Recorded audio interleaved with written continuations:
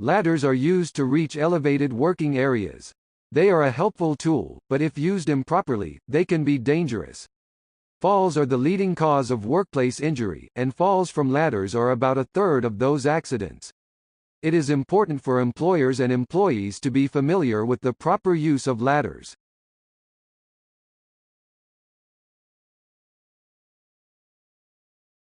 Before you select a ladder, you should check to see if safer options exist. Can the work be performed on the ground? Can you use an aerial work platform or a scissor lift? When dealing with hazards, engineering controls are always the preferred solution. Reaching an elevated work area with a stable platform is always preferable to using a ladder. Determine your maximum working height. This is the ladder's highest approved standing level, plus your height from your feet to your shoulders, and a safe reach distance, which is about 12 inches.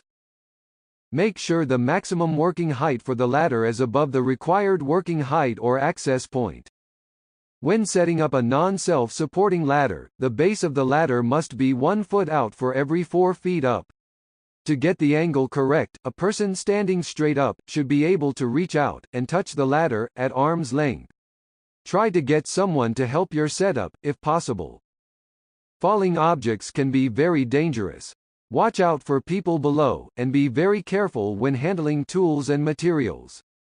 Post warning signs to inform nearby people of falling object hazards.